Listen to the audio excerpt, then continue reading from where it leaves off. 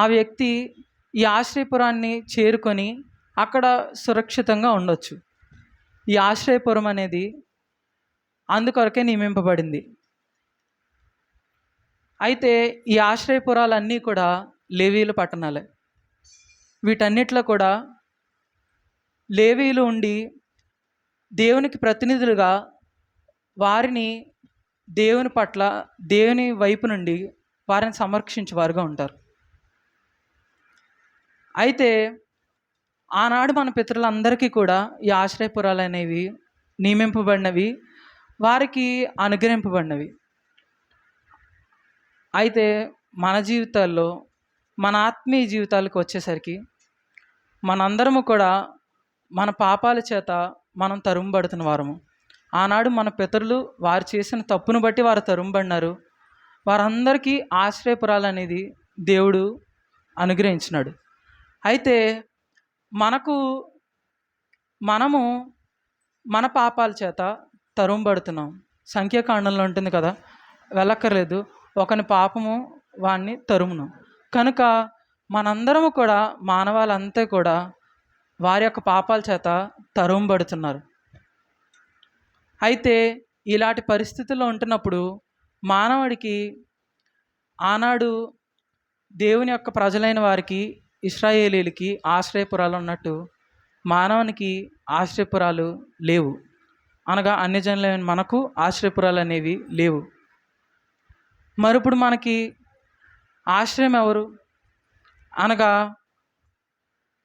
మనల్ని ఈ పాపం నుండి, తరుముచున్న పాపం నుండి, పాప మరణం నుండి ఎవరు తప్పించగలరు? దాని అంతం ఏమవుతుంది? పాపం మరణమే కదా, మనం నశించిపోతాం. కనుక తప్పించుట కొరకై మనకు ఎక్కడ ఆశ్రయం దొరికిందో చూద్దాం రండి. హెబ్రీయులకు రాసిన పత్రిక 6వ అధ్యాయము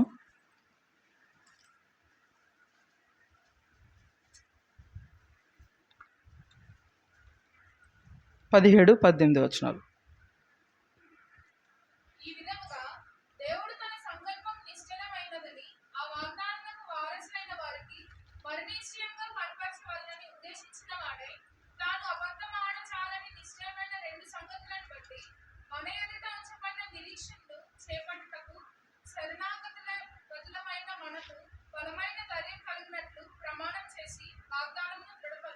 చాలండి. ఇక్కడ చూసినట్లయితే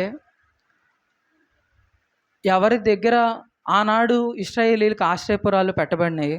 అయితే మనకు ఈనాడు క్రొత్త నిబంధన నందు 2000 సంవత్సరాల క్రితం యేసుక్రీస్తు ప్రభువారి వందు మనకు ఆశ్రయం అనేది దొరికింది. ఆనాడు ఆశ్రయపురాల దగ్గర వారికి కాపుదల అనుగ్రహించబడింది.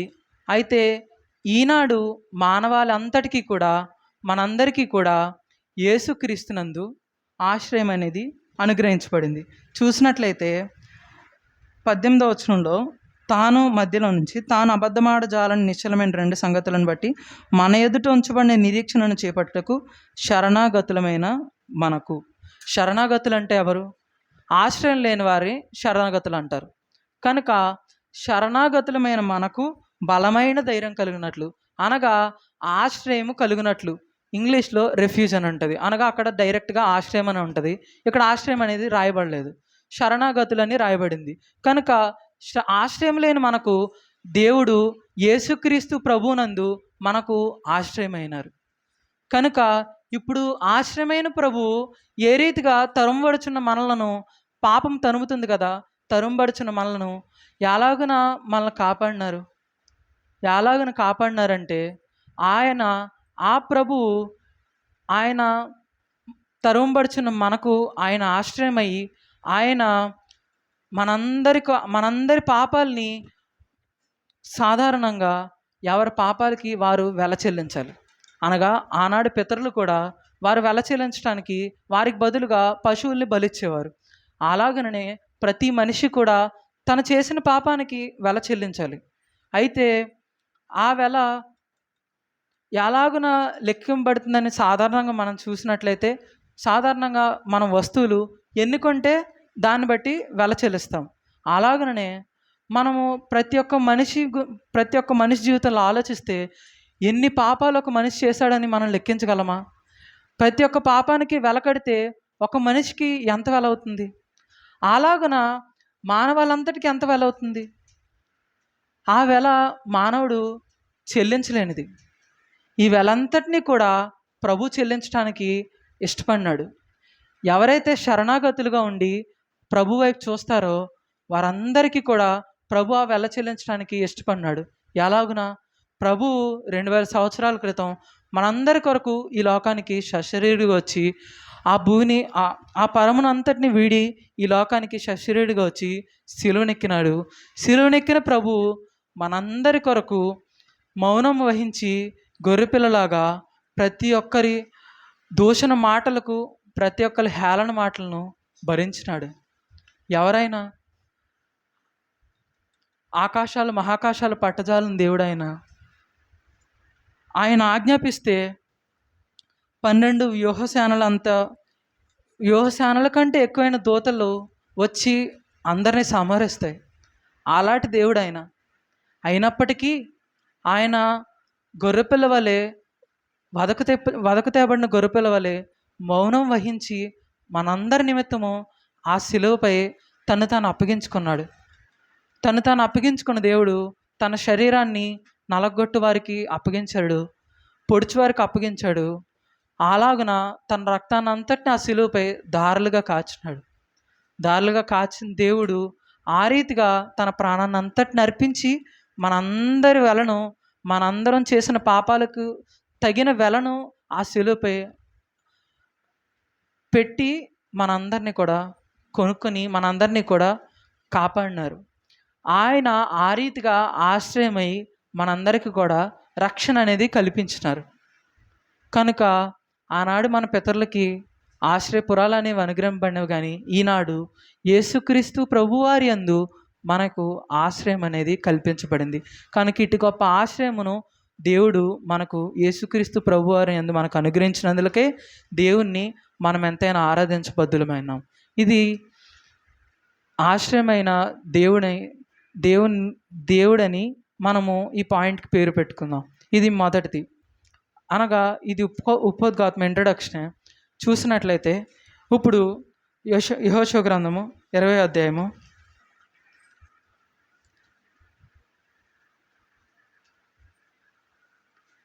7వ వచనం నేను చదువుతాను. అప్పుడు వారు నఫ్తాలీయుల మన్యంలోని గలిలయలో కెదెషును. ఇక్కడ 6 పట్టణాలు కనిపిస్తున్నాయి కదా. ప్రభువు మనందరికి ఆశ్రయమైనాడు. ఆనాడు వారందరికీ ఆ పట్టణాలు నియమించినాడు. అయితే ఈనాడు మనందరి జీవితాల్లో ఈ పట్టణాలు వేటికి సాదృశ్యంగా ఉన్నాయి? ఈ పట్టణాలు ఒక అనుభవాలకి మన జీవితాల్లో సాదృశ్యంగా ఉన్నాయి. అనగా ఒక్కొక్క పట్టణం నందు ఒక్కొక్క అనుభవాన్ని దేవుడు మనకు అనుగ్రహించినాడు. అయితే ఈ 6 పట్టణాల్లో 4 పట్టణాలు మాత్రం మనం చూసుకుందాం. మిగిలిన 2 చాలా దగ్గరగా ఉంటాయి కనుక వాటిని మనం ధ్యానించట్లేదు. 4ను మాత్రం చూసుకుందాం. వాటిలో మొదటిది కెదెషు. అప్పుడు వారు నఫ్తాలీయుల మన్యంలోని గలిలయలో కెదెషును. ఈ కెదెష్ అనేది ఒక ఆశ్రయ పట్టణము.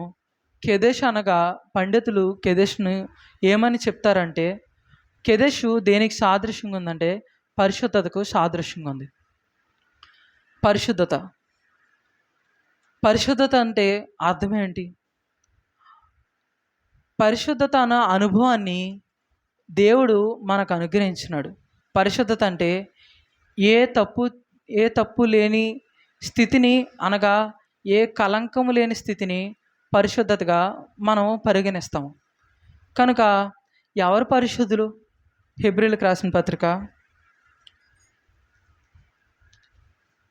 7వ అధ్యాయము 26వ వచనం.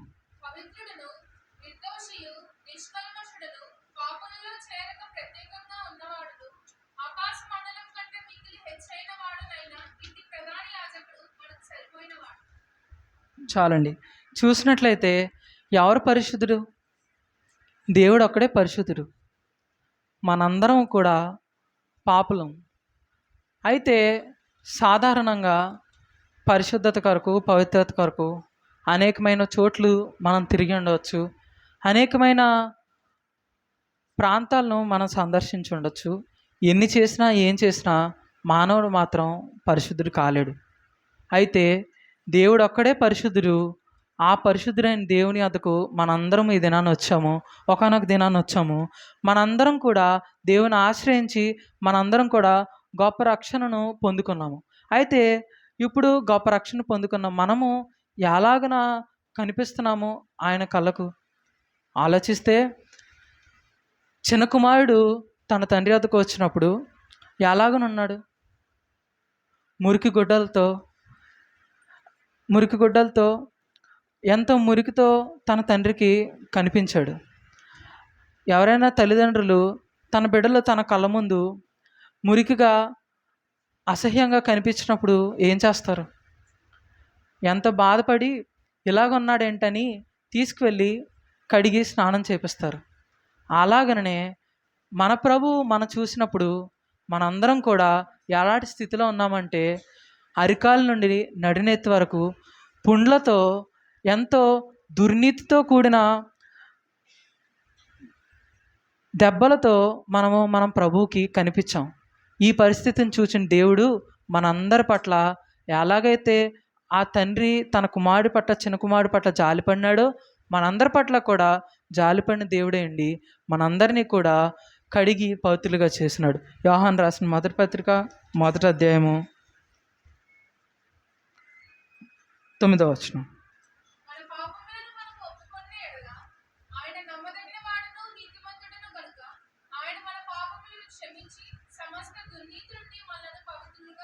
చాలండి. చూసినట్లయితే దేవుడు మనల్ని అలాగ చూసిన స్థితిలో నుండి మనందరినీ కూడా తాను తన రక్తంతో కడిగి పవిత్రపరిచి ఆయన పరిశుద్ధుల్లో ఒకనిగా చేసినాడు. తన పరిశుద్ధతను మనకు అనుగ్రహించినాడు. కనుక ఇది మామూలు విషయం కాదు. సాధారణ మనుషులమైన మనము ఎంత చేసినా అది పొందుకోలేనిది. కేవలం ఆయన కృపను బట్టి పరిశుద్ధుడైన దేవుడు తన బిడ్డలమైన మనము ఆయనలా ఉండాలని ఆయన మనకు కూడా అటు పరిశుద్ధతను అనుగ్రహించినాడు. ఆ రీతిగా మనందరికీ నూతన వస్త్రాలను, రక్షణ వస్త్రాలను, నీతి వస్త్రాలను అనుగ్రహించినాడు. ఆ రీతిగా మనందరిని అలంకరించి పరిశుద్ధునిగా మనల్ని నిలువబెట్టినాడు. కనుక కెదెషు అనేది ఆశ్రయపురము. ఈ ఆశ్రయపురం నందు మనకు పరిశుద్ధత అనే అనుభవాన్ని దేవుడు మనకు అనుగ్రహించినాడు. ఇది మొదటి అనుభవం. రెండవదిగా చూసినట్లయితే యెహోషువ గ్రంథము 20వ అధ్యాయము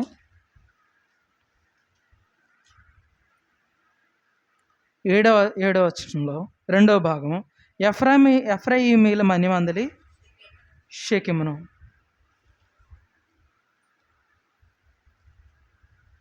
షెకెము అంటే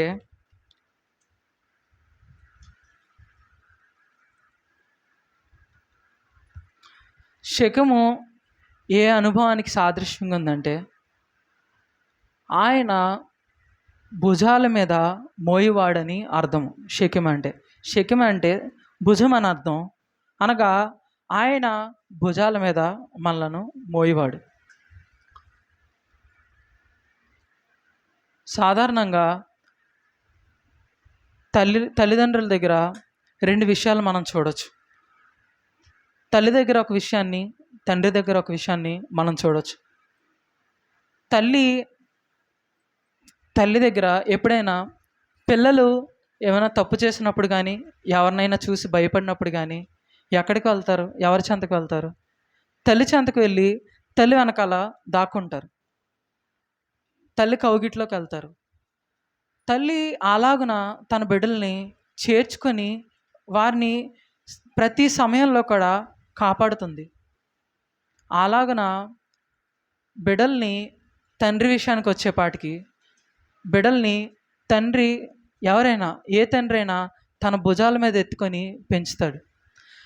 ఆ రీతిగానే వారి జీవితాంతం కూడా వారు ఉన్నంతకాలము ప్రతి తండ్రి కూడా తన భుజాల మీద బాహ్యమైన రీతిగా ఎత్తుకొని తీసుకెళ్ళకపోయినప్పటికీ తన కుటుంబాన్ని, ముఖ్యంగా పిల్లల్ని మోస్తూనే ఉంటాడు అంతం వరకు. అయితే ప్రతిదానికి పరిమితులు ఉంటాయి మానవునిగా. అలాగనే తల్లిదండ్రులు చూపే ప్రేమ కూడా పరిమితి ఉంటుంది. తల్లి తన చూపే కాపుదలకి, తండ్రి తను మోసేదానికి కూడా ప్రతిదానికి ఒక లిమిట్ అనేది ఉంటుంది. ప్రతి సమయంలో తండ్రి మనల్ని మోయలేడు, తల్లి చెంత చేరి మనం కాపుదల పొందలేము. అయితే దేవుడు మనకు ఈ అనుభవాన్ని ఆయన యందు మనకు అనుగ్రహించినాడు. శేఖము శేఖము అనగా ఆయన భుజాల మీద మనల్ని ఎత్తుకున్నాడు. ఆయన భుజాన్ని మనము రెక్కతో పోల్చొచ్చు. ఆయన రెక్క కింద మనకు ఆశ్రయాన్ని అనుగ్రహిస్తున్నాడు. ఆయన రెక్క పైన మనల్ని మోస్తున్నాడు. తల్లి యొక్క ప్రేమను, తండ్రి యొక్క ప్రేమను ఆయన మనకు అనుగ్రహిస్తున్నాడు. ఆలోచిస్తే ఒకరి జీవితాన్ని చూద్దాము. వారి జీవితంలో ఎలాగున దేవుడు ఈ అనుభవాన్ని నెరవేర్చినాడో చూద్దాం రండి. రూతు గ్రంథము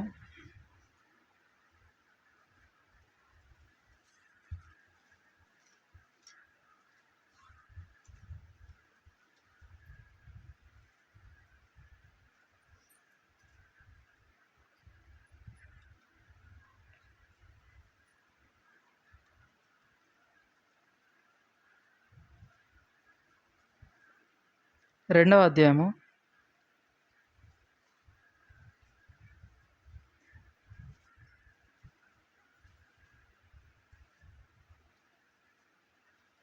7వ వచనం. అందరూ 7వ వచనం చదవండి.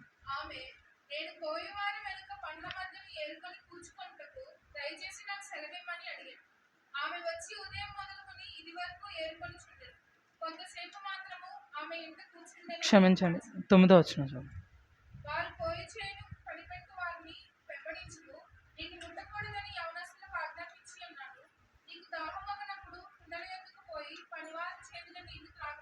చాలండి.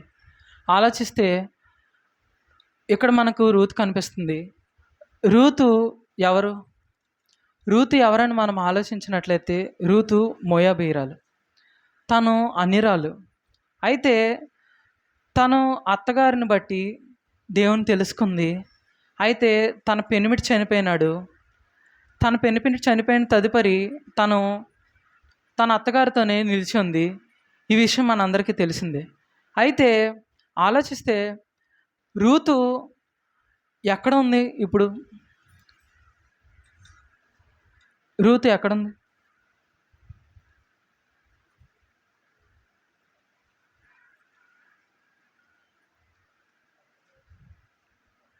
పదకొండు వచ్చిన చదవండి.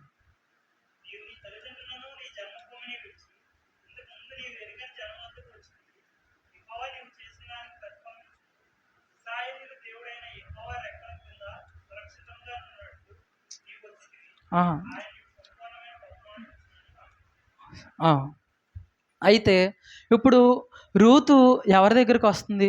తన జనం కాని వారి వద్దకు వస్తుంది. అనగా తాను ఉన్న పరిస్థితి ఎలాంటిదంటే తనంటూ తన తన వారు తనకంటూ తన వారు తనతో ఎవరు లేరు. అనగా తను ప్రేమించిన భర్త తనతో లేడు. ఇప్పుడు తనతో ఉన్నదల్లా ఎవరంటే అత్తగారు మాత్రమే. అత్తగారితో నాకు తెలిసి తల్లితో ఉన్నంత సంబంధము అంతగా ఉండదు. అయితే తనకంటూ ఇప్పుడు ఎవరు లేరు. అయితే తను ఈ సమయంలో తన ఇంటి వారందరినీ విడిచిపెట్టక ఇష్టపడింది. తనతో తన ఇంటి వారు లేరు, తనతో ఉన్న ఆస్తి లేదు, ఎవరు లేరు. తను అలాగని తిరిగి వెళ్ళలేదు. దేవుని నమ్ముకొని తన అత్తగారితో అలాగనే వచ్చేసింది. అలాగున దేవుని ఆశ్రయించింది. తన అత్తగారితో పాటు అలాగ వచ్చేసింది. వచ్చిన తదుపరి తను ఇలాంటి పరిస్థితుల మధ్య తాను స్వయంగా వెళ్ళి పని ఎత్తుక్కోవాలి. తనకు తోడంటూ ఎవరు లేరు. అయితే ఆ పరిస్థితుల మధ్య బోయజు దగ్గర చేరింది. బోయజు దగ్గర దేవుడు ఏ రీతిగా కాపుదలను అనుగ్రహించినాడో మనం చూసినట్లయితే 7వ వచనంలో మనకు కనిపిస్తుంది. 9వ వచనంలో మనకు కనిపిస్తుంది. నిన్ను ముట్టకూడదని యవనస్తులకు ఆజ్ఞాపించి ఉన్నాను. నీ దాహమగినప్పుడు కొండలేత పోయి పనివారి చేదని నీళ్ళు త్రాగుమని చెప్పాను. దేవుడు తనకు ఈ రీతిగా ఆశ్రయాన్ని కల్పించినాడు. అనగా తన్ను ముట్టకూడదని యవనస్తులకు ఆజ్ఞాపించినాడు బోయజ్ ద్వారా. అంత మాత్రమే కాదు, 11వ వచనంలో, నీవు నీ తల్లిదండ్రులను నీ జన్మభూమిని విడిచి ఇంతకుముందు నీవు ఎరుగని జన్మనకు వచ్చితివి, యెహోవా నీవు చేసిన దానికి ప్రతిఫలం ఇచ్చును, ఇశ్రాయేలు దేవుడైన యెహోవా రెక్కల క్రింద సురక్షితంగా ఉన్నట్లు నీవు వచ్చితివి.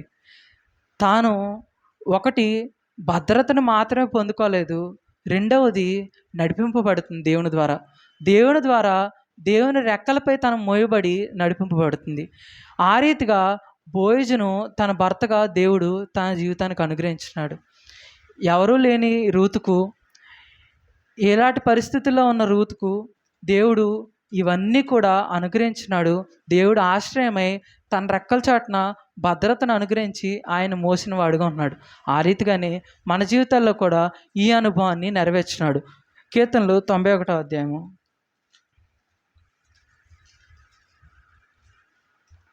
4వ వచనం.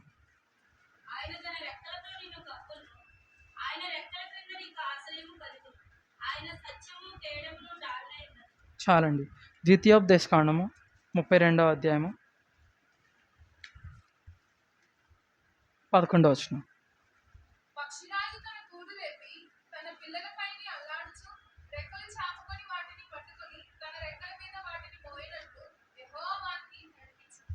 చాలండి.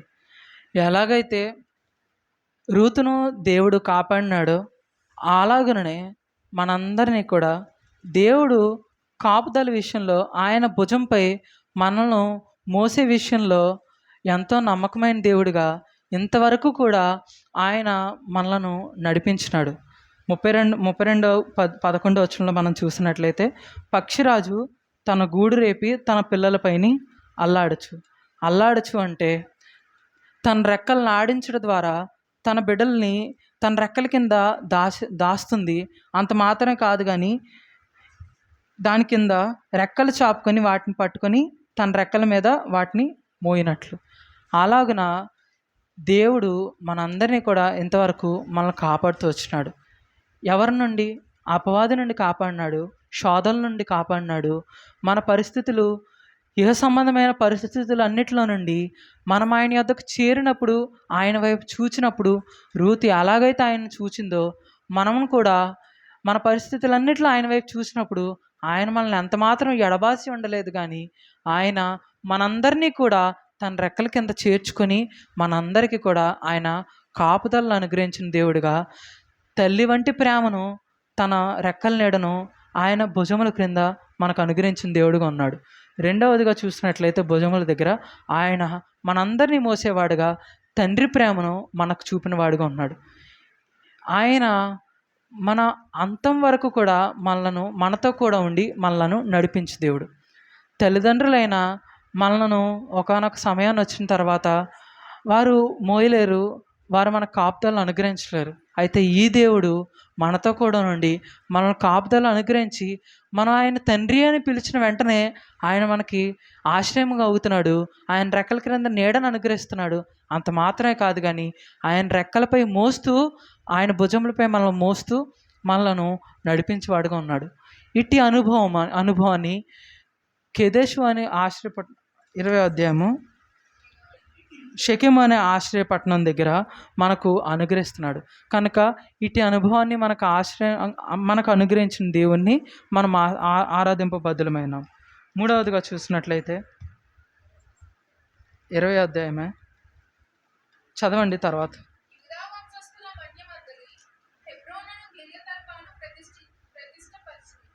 చాలండి.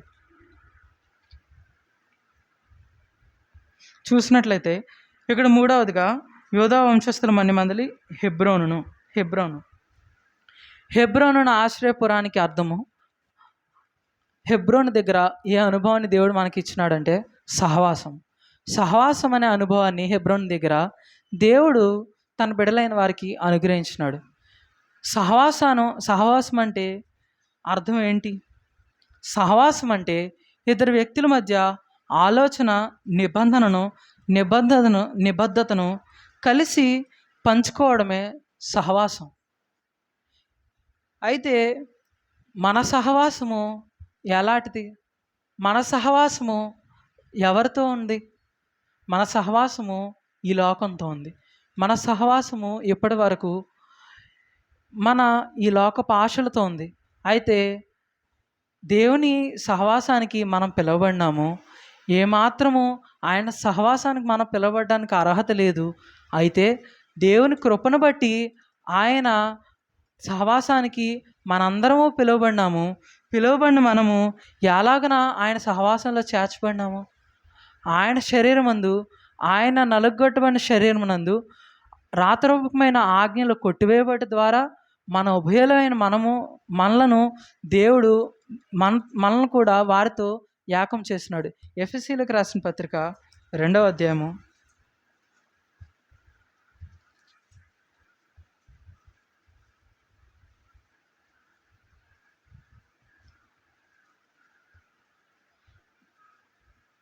18వ వచనం.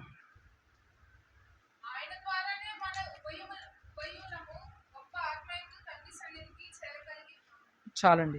కనుక ఇప్పుడు దేవుడు మనందరినీ ఎలాంటి సహవాసానికి ఎలాగ పిలిచినాడు? ఆయన సహవాసానికి ఎలాగ పిలిచినాడు? ఆయన శరీరమందు, నలగొట్టబడిన శరీరమందు రాతరూపకమైన ఆజ్ఞలన్నిటినీ కొట్టివేయటను బట్టి ఆయన శరీరమందు, అనగా క్రీస్తు శరీరమందు మన ఉభయుల్ని మనల్ని ఒకటిగా చేసినాడు. ఇప్పుడు మనందరము కూడా ఒకటిగా అయినాము. క్రీస్తు శరీరంలో అంగములుగా అయినాము. ఇప్పుడు ఆయన ఈ సహవాసానికి మనల్ని పిలిచినాడు. అనగా సార్వత్రిక సంఘము, సకల పరిశుద్ధుల సహవాసంలో మనందరం కూడా ఒకటిగా చేయబడినాము. ఇది సహవాసంలో ఆయన మనకు అనుగ్రహించిన మొట్టమొదటి భాగ్యము. రెండవదిగా చూసినట్లయితే, ఇప్పుడు చేర్చబడ్డాం కదా ఉభయులతో. మనము చేర్చబడిన మనందరం కూడా ఎవరి సహవాసానికి పిలువబడినాము? ఎవరి సహవాసానికి పిలువబడినాము?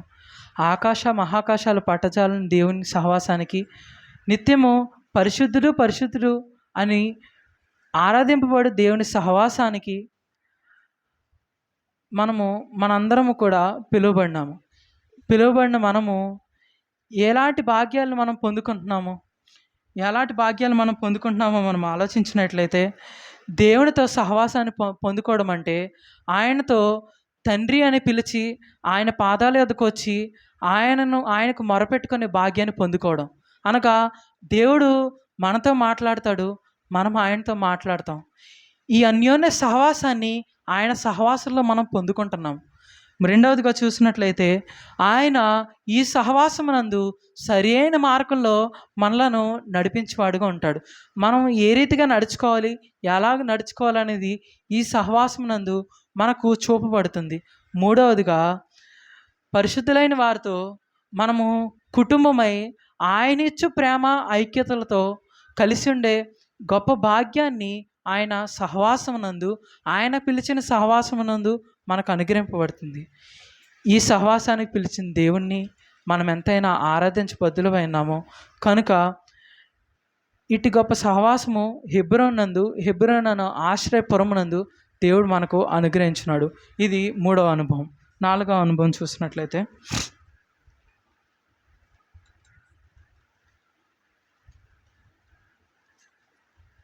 యెహోషువ గ్రంథము 20వ అధ్యాయము 8వ వచనం నేను చదువుతాను. గాదీయుల గోత్రంలో నుండి చివరి భాగంలో గిలాదులోని రామోతును. 4వ ఆశ్రయపట్టణాన్ని మనం చూసినట్లయితే 4వది రామోతు.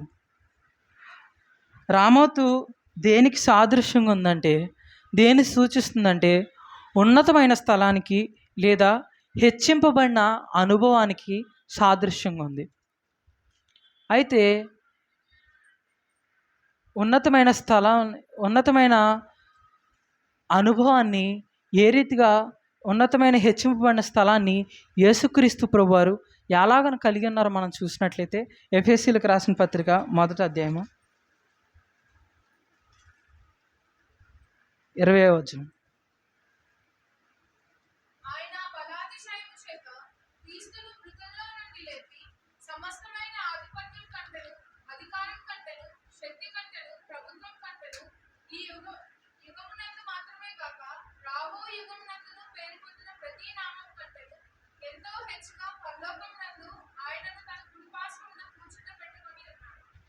చాలండి. ఇక్కడ చూసినట్లయితే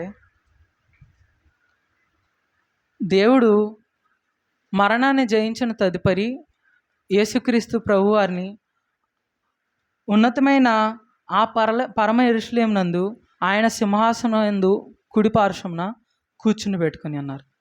ఇప్పుడు దేవుడు ఆయన మన కొరకు చేసిన త్యాగం తదుపరి మూడో దినాన్ని లేచి ఆయన మరణాన్ని జయించిన వాడే ఆయన పరమునకు ఆరోహణమై 40 దినాలు ఈ లోకంలో సంచరించిన తదుపరి ఆరోహణం అవుతున్నప్పుడు మనందరికీ కూడా వాగ్దానం చేసినాడు. ఏమని? నేను మీకు స్థలం సిద్ధపరచి వెలుచున్నాను, నేనుండు స్థలమున మీరును ఉండులాగన నేను మీకు స్థలం సిద్ధపరచి వెలుచున్నానని దేవుడు చెప్పినాడు. అలాగనే దేవుడు ఇప్పుడు ఉన్నతమైన ఆ సింహాసనం నందు ఆసీనుడై ఉన్నాడు. ఇప్పుడు ఈ అనుభవాన్ని మనకు కూడా అనుగ్రహించినాడు. ఏ అనుభవము? రామోత్ అనుభవం, అనగా హెచ్చింపబడిన అనుభవము లేదా ఉన్నత స్థలమున కూర్చుండబెట్టిన అనుభవం. దేవుడు కూర్చుండడమే మాత్రమే కాదు, కానీ ఆయన సింహాసనం నందు ఆయన పిల్లలమైన మనకు కూడా ఆయన సింహాసనం నందు ఆయనతో కూడా కూర్చుండే భాగ్యాన్ని ఆయన మనకు అనుగ్రహించినాడు. ఆ రీతిగా దేవుడు మనల్ని హెచ్చించినాడు. సాధారణంగా మనం చూసినట్లయితే మనందరి జీవితాల్లో కూడా మనందరం కోరుకునేది ఏంటంటే ఉన్నతమైన స్థానాలకు మనం వెళ్ళాలని.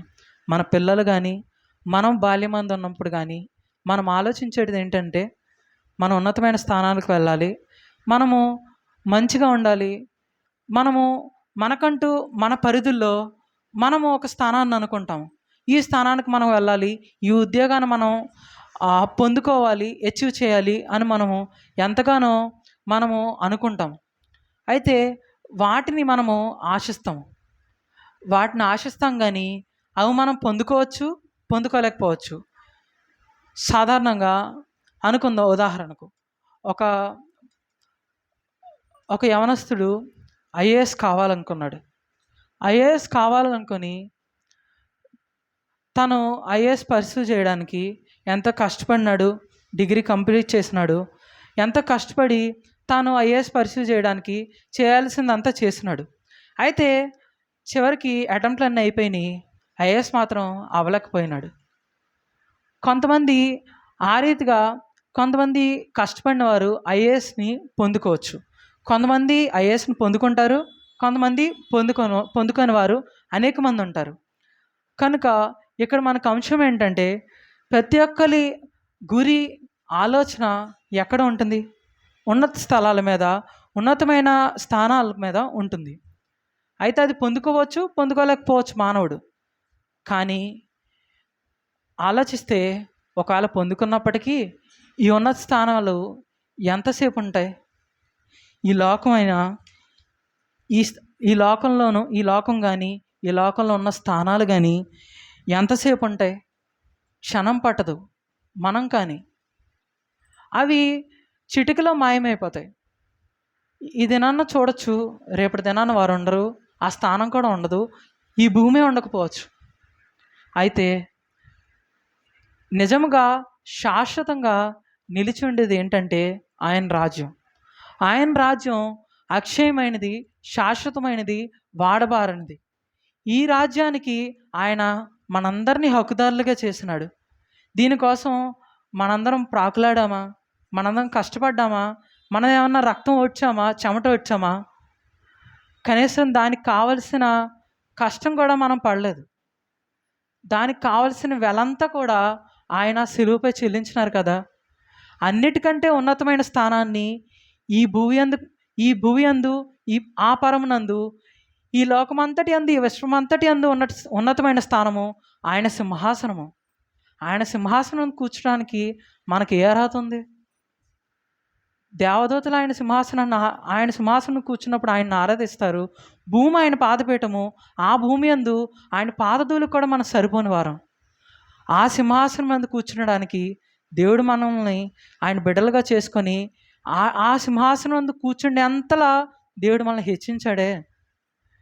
ఏ పాటి వారం మనము ఈ భూమిని మాత్రమే చూస్తాము. ఈ భూమిలో ఉన్నతమైన స్థానాలు మాత్రమే మనం గురిగా పెట్టుకుంటాం.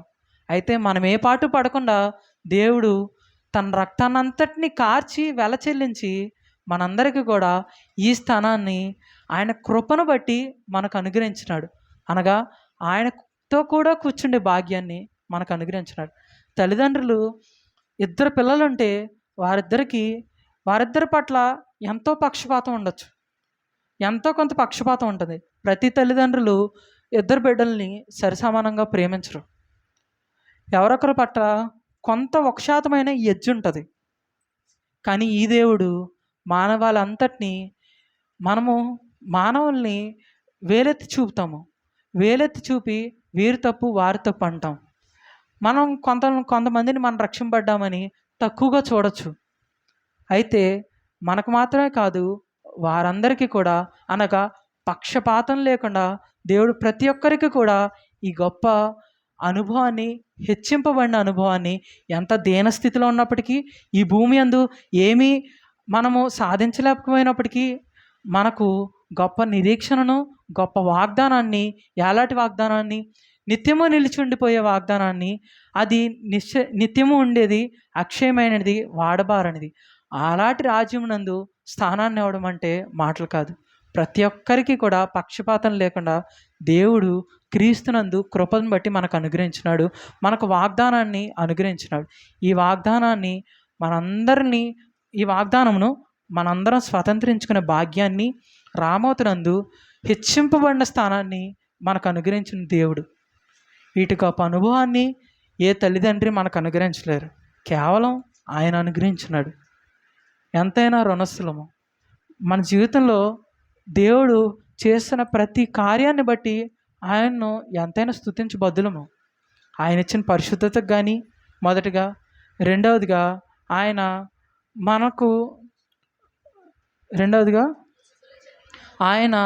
అనుగ్రహించిన ఆయన కాపుదలకు కానీ, ఆయన మనల్ని తన భుజముల మీద ఎత్తుకొని మనల్ని నడిపించిన దానికి కానీ, అంత మాత్రమే కాదు, ఆయన పిలిచిన సహవాసానికి కానీ, ఆయన యూదులతో అనగా ఇశ్రాయేలైన ప్రజలతో ఒకటికి చేయడం మాత్రమే కాదు, కానీ దేవునితో సహవాసాన్ని ముఖాముఖిగా తండ్రి అని పిలుచుకునే భాగ్యాన్ని ఆయన సహవాసం నందు ఏ బాధ వచ్చినా, ఏ కష్టం వచ్చినా ఆయన సన్నిధికి వచ్చి మనము తండ్రి అని పిలిస్తే ఆయన మనకు పలికేవాడుగా ఉంటాడు. తల్లిదండ్రులు మనతో శాశ్వతంగా ఉండరు. పిలిచినప్పుడు మనకు వారు పలకపోవచ్చు. అయితే ఈ తండ్రి మనం ఎప్పుడు పిలిచినా, సముద్రాగాధంలో నుండి మొరపెట్టినా ఆయన మన మనవలన్నీ వినేవాడు. ఇట్టి సహవాసానికి దేవుడు మనల్ని పిలిచినాడు, పరిశుద్ధుల సహవాసం మనం పిలిచినాడు. అంత మాత్రమే కాదు, కానీ నాలుగవదిగా ఆయన మనకు ఉన్నతమైన స్థానాన్ని పొందుకునే భాగ్యాన్ని ఆయన మనకు అనుగ్రహించినాడు. ఆ రీతిగా హెచ్చింపబడిన స్థానాన్ని దేవుడు మనకు అనుగ్రహించినాడు. అంత మాత్రమే కాదు, భౌతికంగా కూడా చూసుకుంటే మనందరి జీవితాల్లో మన ఆరంభము మనకు తెలుసు. ఏ రీతిగా మనము మన జీవితాల్లో ఆరంభమయ్యామో, దేవుడు ఏ పరిస్థితుల్లోంచి దేవుడు మనల్ని లేవనెత్తినాడో మనందరికీ తెలుసు. ఇక్కడ కూర్చున్న మనందరి జీవితాల్లో మనం ఆలోచించినట్లయితే దేవుడు ఎలాంటి పరిస్థితుల్లో లేవనెత్తినాడో, మన కుటుంబ పరిస్థితుల్లో కానీ, మన వ్యక్తిగతమైన పరిస్థితుల్లో కానీ, ఈ భూమి యందు మీ చదువుల్లో కానీ యవనస్తులైన వారు, దేవుడు ఎలాంటి పరిస్థితుల్లో మన తలను ఎత్తుతూ ఆయన మనల్ని హెచ్చిస్తూ వచ్చినాడో, రామోతు అనుభవాన్ని అందరికీ అనుగ్రహిస్తూ వచ్చినాడో మనం చెప్పలేము, అనగా దాన్ని వర్ణించలేము. ఆ రీతిగా దేవుడు ఎన్నో మేలులు ఆయన ఈ లోకం మధ్య మనల్ని హెచ్చించిన స్థానాలకు మనకు ఈ రోజున మన కుటుంబాలకు కానీ, మన జీవితాల్లో కానీ, మన ఉద్యోగాల్లో కానీ, మన చదువుల్లో కానీ దేవుడు ఎంతో కృప చూపి ఎంతోమందికి లేని భాగ్యాన్ని దేవుడు మనకు అనుగ్రహిస్తున్నాడు. ఏ స్థితిలో నుండి ఏ స్థితిలోనికి హెచ్చించినాడో మనందరికీ మన స్వతహాగా వ్యక్తిగతంగా మనందరికీ తెలుసు, మనం చెప్పక్కర్లేదు. కనుక అదంతా గ్రహింపు కలిగిన వారమే ఏ స్థితిలోని దేవుడు లేవనెత్తి పెంటకుప్ప మీద ఉన్న మనల్ని ఎలాగ హెచ్చించినాడో మనం జ్ఞాపకం ఉంచుకొని ఆయన్ను ఆరాధించబద్దులమైనాము. ఆత్మీయంగా అన్నిటికంటే ఉన్నతమైన స్థానాన్ని అనుగ్రహించాడు దేవుడు. భౌతికంగా కూడా దేవుడు మనకు అనుగ్రహించినాడు. కనుక ఇటు గొప్ప భాగ్యాన్ని, అనుభవాల్ని, ఈ ఆశ్రయపురాలన్నిటి యందు కూడా దేవుడు మన జీవితంలో ఈ ఆశ్రయపురాలు ఏవైతే అనుభవాలు ఉన్నాయో ఆ అనుభవాలను దేవుడు మన జీవితంలో క్రీస్తు దగ్గరకు వచ్చినప్పుడు శరణాగతులమైన మనకు ఆయన ఆశ్రయంగా కలిగి ఉన్నాము. ఈ ఆశ్రయంగా కలిగిన తదుపరి ఇవన్నీ అనుభవాలు కూడా దేవుడు మనకు అనుగ్రహించాడు. రండి చదువుకొని ఆ అనుభవాలను చదువుకొని ముగించుకుందాము. యెహోషువ గ్రంథము 20వ వచనము.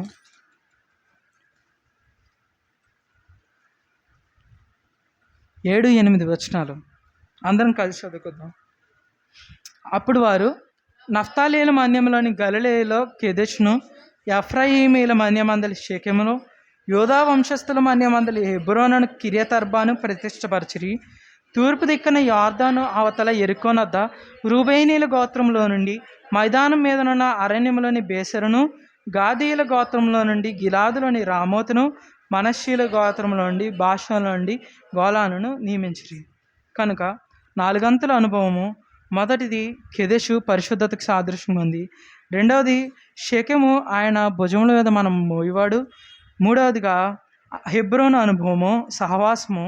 నాలుగవదిగా రామోత్ అనుభవము, హెచ్చింపబడిన అనుభవము, అనగా ఉన్నతమైన స్థలములకు, అనగా ఆయన సింహాసనం మీద కూర్చుండే భాగ్యానికి, ఆ ఆ ఆ స్థానానికి హెచ్చింపబడిన అనుభవము ఈ రామోతును మనకు అనుగ్రహించిన దేవుని.